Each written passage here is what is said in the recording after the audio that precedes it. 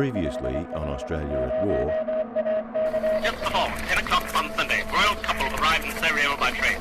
The 7 conspirators lined the route. They were spaced out along separate ways, each one with instructions to try to kill Franz Funder. A disastrous war may be averted. But should the worst happen after everything has been done that honour will permit, Australians will stand behind our own to help and defend her to the last man and the last shilling. At 4:30 a.m.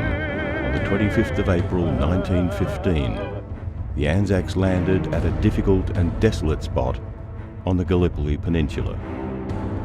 The Battle of the Landing had temporarily exhausted both sides. Moreover, the landing had failed. The Australians and New Zealanders were unable to advance. Field Marshal Lord Kitchener, Commander-in-Chief of the British Army, recommended to the British War Cabinet that Gallipoli be evacuated. When the Australian divisions arrived in France in 1916, the war on the Western Front had long been in a hostile stalemate, which continued well into 1917. Losses on the Western Front were heavy, while gains were small. The lists of the dead and wounded mounted. Families across the nation bore the weight of terrible grief and loss, while men overseas battled in atrocious conditions, led by often incompetent leaders into battles that would see men killed, wounded, or taken prisoner.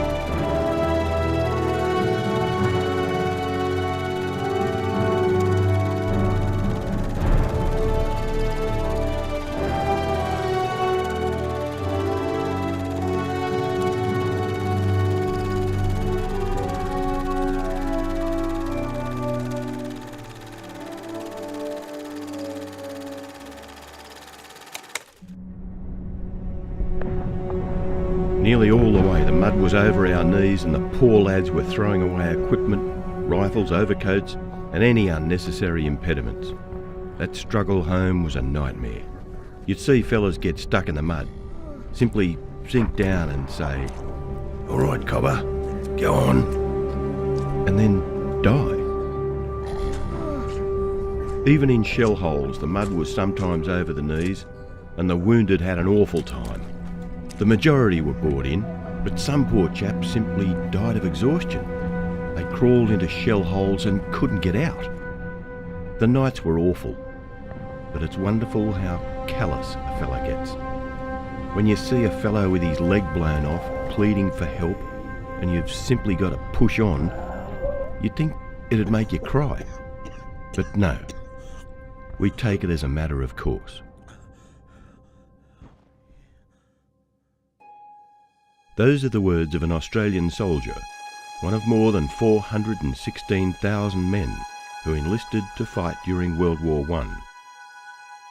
The soldier, Lyle Keith Swan, would die 1 month after writing his diary and 3 days after the war officially ended. A war which was supposed to be over by Christmas. Instead, it would take 4 Christmases.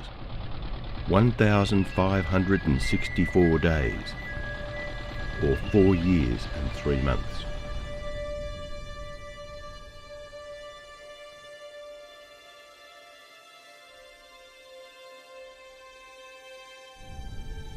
At the start of 1918, Germany was in a strong position and expected to win the war.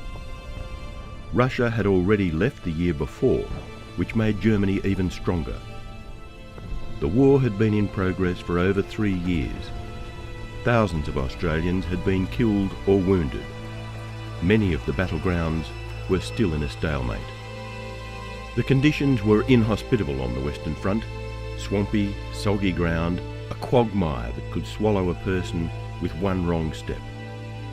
Meanwhile, the light horse fighting in the Middle East battled in conditions of stark contrast: extreme heat, harsh terrain, and water shortages. On the 21st of March 1918, the German army launched a massive spring offensive in Europe, hoping for a decisive victory before the strength of the United States could be fully mobilised. It was launched from the Hindenburg Line, in the vicinity of Saint-Quentin in France. The Germans initially met with great success, advancing 64 kilometres past the Somme battlefields of 1916.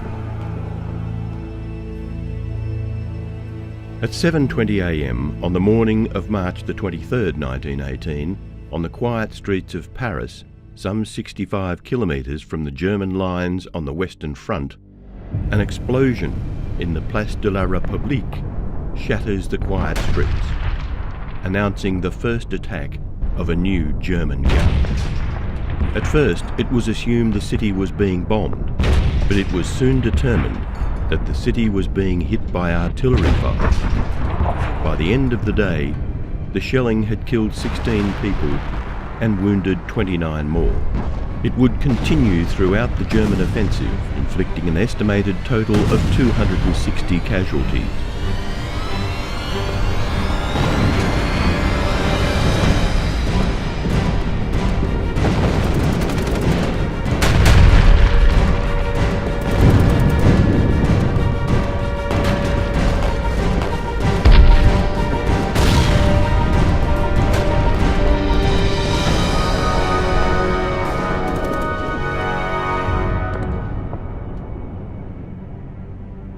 After the March offensive was launched, German forces continued to push on to Villers-Bretonneux.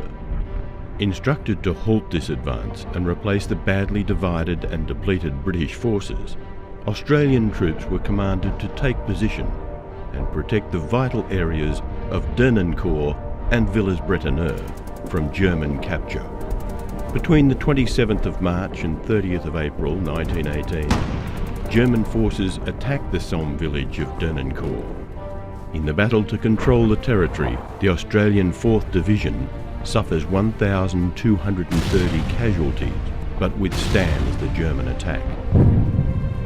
The town's defence was given over to British troops while the Australian divisions regrouped. However, on the 24th of April, the Germans recaptured the strategically important ground, which just a few weeks earlier the Australians had fought so hard to defend.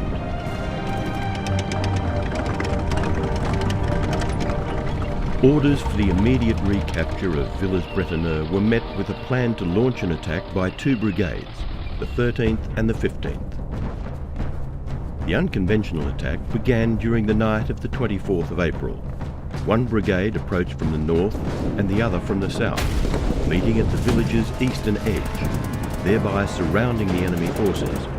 On the third anniversary of Anzac Day, 25th of April, Australian and British troops successfully drove German forces from Villers-Bretonneux, halting the German offensive, and the scene was set for the Allied counter-offensives of the summer. The commander of the British Fourth Army, Lieutenant General Henry Rawlinson, decided that the next strike should come at the village of Le Hamel in the Somme. Capturing the village would help set an aggressive posture and relieve pressure in the sector. Lieutenant General John Monash, commander of the Australian Corps, was chosen to plan the attack. Monash declared, "It was high time that the anxiety and nervousness of the public at the sinister encroachments of the enemy upon regions which he had never previously trodden should be allayed by a demonstration that there was still some kick left in the British Army. I was ambitious that such kick should be administered, first at any rate, by the Australians."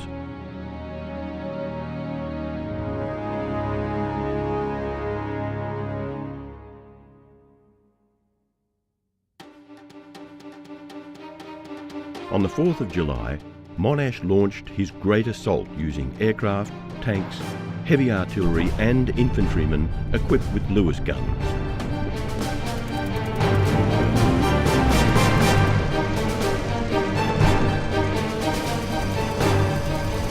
The Hamel confrontation was described as a brilliant success.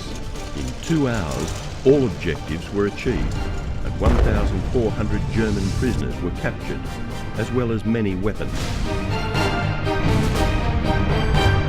The Battle of Amiens signalled the opening phase of the Allied offensive, which began on the 8th of August 1918. Allied forces demonstrated one of the greatest advances of the war, with the British Fourth Army playing the decisive role. This is the crucial breakthrough for the Allied forces in the Somme area, with British and French troops, led by Australian and Canadian Corps, advancing up to 12 kilometres into German positions on the first day. In nearly 4 weeks of fighting, over 100,000 German prisoners were taken. This offensive contributed to further Australian successes at Mont-Saint-Quentin and Péronne, which forced the Germans to retreat to the Hindenburg Line. On the 18th of September 1918, Australian and Allied troops began to push through the Hindenburg Line. Germany and her allies realised it was no longer possible to win the war. On the 5th of October, the Australians take part in what would be their last major battle on the Western Front, taking the village of Montbretagne before being withdrawn from the front for rest and refitting. They were preparing to return to the fighting in November. News of Germany's impending military defeat spread throughout the German armed forces. The leaders of the German army told the German government to end the fight. With the military faltering, and with widespread loss of confidence in the Kaiser, Germany moved towards surrender. Kaiser Wilhelm, Germany's leader, abdicated on the 9th of November 1918.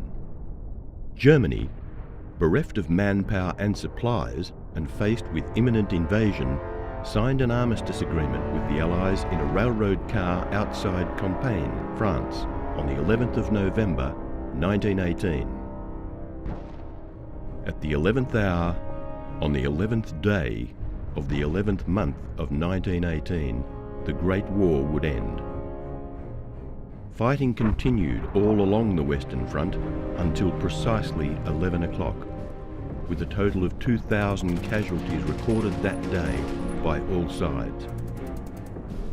Artillery barrages also erupt as 11 a.m. draws near, and soldiers yearn to claim they fired the very last shot in the war.